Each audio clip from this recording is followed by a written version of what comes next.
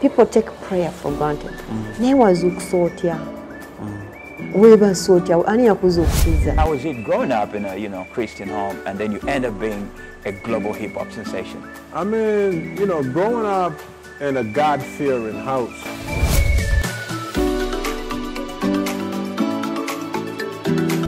The hustle that I go through, it becomes worth it when you watch a video. How is your cooking game like?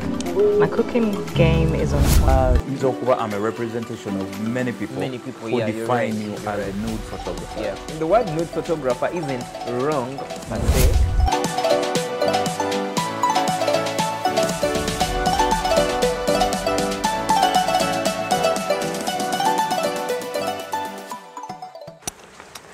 So man, onakulwa man, dine legend. Actually, I think what we said when I finding about the godfather of hip hop music in Uganda. People never ambuza.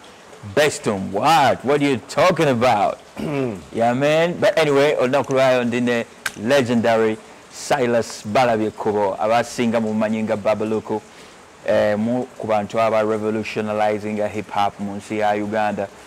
Most people may not even know what time it is, but Silas, your pops was a pastor, right?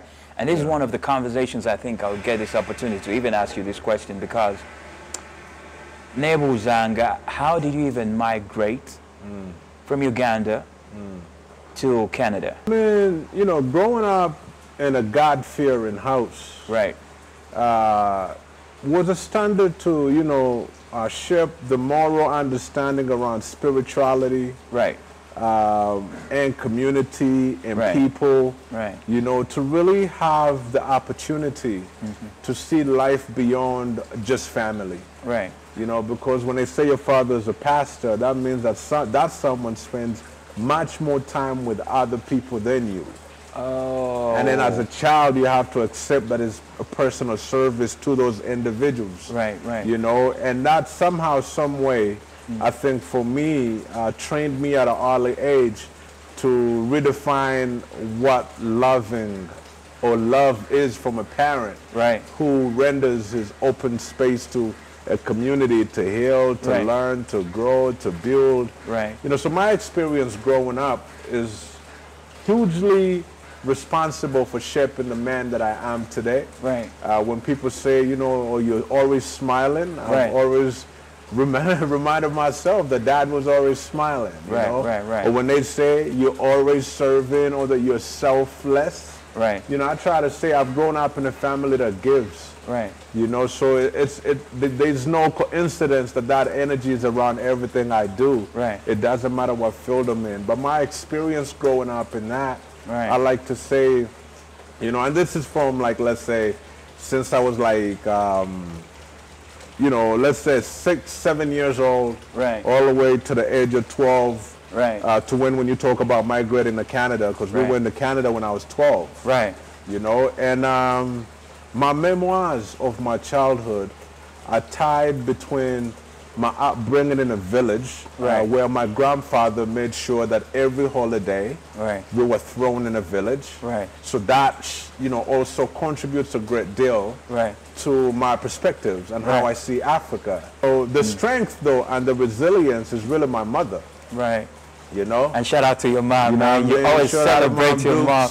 I don't know how many people in the hip-hop culture who have their mothers coming to support and be at the events. Right. Or even, enjoy the songs that they're creating. Right, right. Our mom Dukes has been a paramount anchor for my confidence. Right. To know that I could become someone who's honorable and someone who lives with purpose. Right. And so, much love and respect, Mom. I love you. Yeah. But yeah, it's just a humble upbringing, man. Makindye, born and raised in Zambia. Right. And then, I grew up around Chivuye, Machindye, the hood. The neighborhood, Gatulye and Puta. Hey, remember the song, man? Christmas tree. Muogo or Mufumbe. So, I'm honored to be where I am right now. Right. And reflect on the life I was given growing up, because I'd sometimes have to think what would have happened to me if I had grown up as a kid from a gated community. Right. And I can imagine you wouldn't have heard all stories that to tell. richness. Yeah. I'd be closed off. Right. But I do have very vivid stories that I just roll. You know what I'm saying? Like roll. Like yeah, you know, we did that. You know. Facts. So we're taking it back again from all that experience. I think I've read somewhere that a whole bunch of artists in the industry at one point in life came to your house to play piano because of what your pops was doing. You're like opening up your home to everybody to come through to, you know, it's a communal gathering space. Yes. Yeah, I mean, shoot, you know, in Makindye, memories. Right. Around 1995, 1996. Right. You know, a lot of young people heard about this preacher's son who lived in Makindye. Right. You know, and at that point, everyone was looking for a mic. Right. Or looking for a place where their music enthusiasm could be released and expressed. Right. You know, and so, you know, a lot of young men who heard that always found their way either through a referral or through a direct friend who brought them by. You know, and I think for me, I had just come back. See, this is happening after my father's death. All right, this was not when my father was alive. Because when I returned from my father's funeral is actually when I get open to Uganda and make my first friendships, you know, that stem from that time. You know, and during that time, you know, I think it was there's a Gentle brought Saba Saba. Right. You know, there was Larat, there was Chaga. Right. There was Peter Miles. What? You know, there's we came together during that time. We've known each other since since we were young teens. You know? Yeah, you know, you just mentioning those names just already takes me back to original members of Bataka Squad. Yes.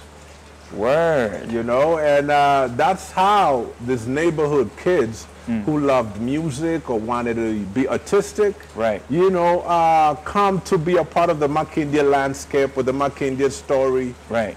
Because we were right there positioned, you know, in Shibuya, you know, opposite the police station, so it was quickly accessible. Right. I mean, that's where Lyrical G met me. Word. You know, through another friend, you know what I mean, who introduced, you know, him to me. Right. You know, and I echo those names because all those names could really tell the facts and the truth of what we did. Right. You know, in that time. Yeah. Yeah. The input was really heavy. So when people try to debate like this whole Godfather stuff and what we're doing in the hip hop culture, I'm like, who are your friends? Right. And what are they doing today? Yeah. Because that alone should give you an example. And an impact of what you get, the impact you guys created. Yeah, and the fact that we're still here, still saying the same thing. Word. And these stories are so rich, man. Yeah, and you know, to tie that though, like let's say, you know, to East Africa or whatever. Right. So it's in around 95, 96. Right. That we also traveled for the first time to go to Mwanza. And this is when your perspective as well changes. Thank you. You stop singing English, you start kicking the indigenous languages. Trust me, man. When we got to Mwanza, it was on Sanane Island. Right. You know, it's a whole story. Shout out Fit Cute. You know, that's a whole documentary, man. Right. So, you know, when we get there, we were all doing covers and you know, like Outkast, you know. Whatever was popping in the States. Yeah, whatever was popping, we were doing. Right. So we get over there. And yes, we've come to represent Uganda. Right.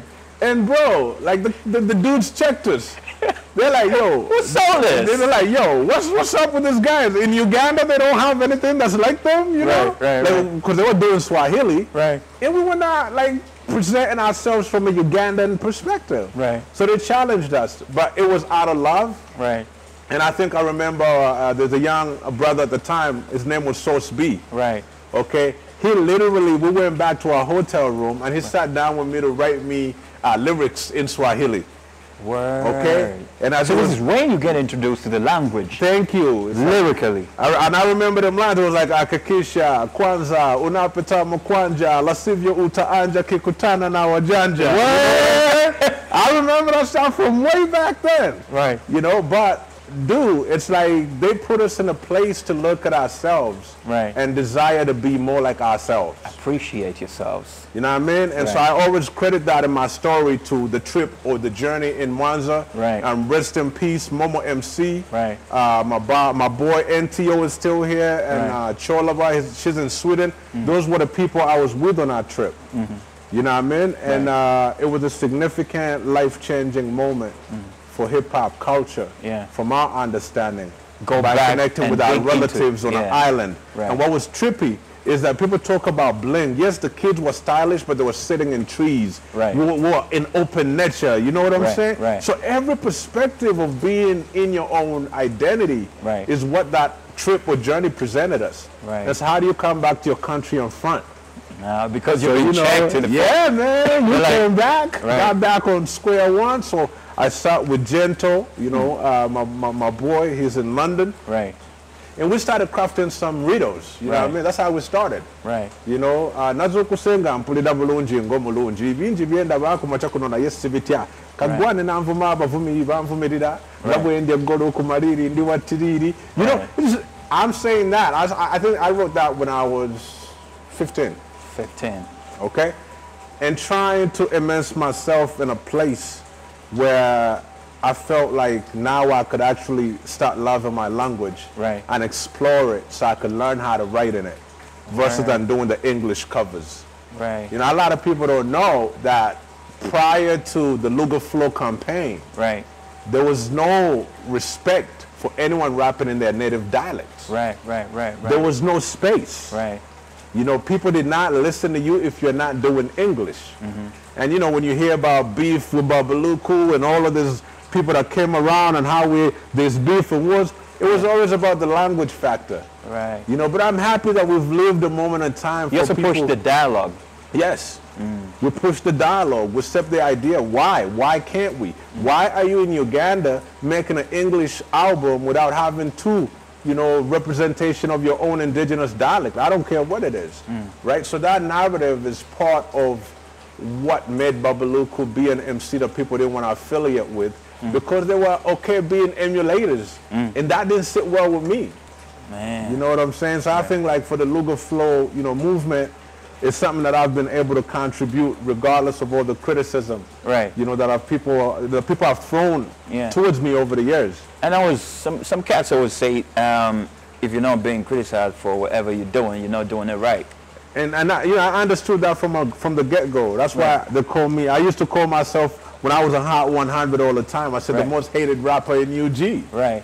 Because I understood that, you know, people were uncomfortable with you what were I was doing. saying Yeah. and what I was doing. They were not aware that I had a commitment. Right. That's like a marriage commitment. That's like a life commitment. I was Right. not doing it for the fam. I was not doing it for the studio. I was not interested in looking cool. And no, we Yeah. were setting platforms and trends for futures to come. So Right. we were interested in the creation, Right. the art of creating. Right. That which will live and be here beyond you.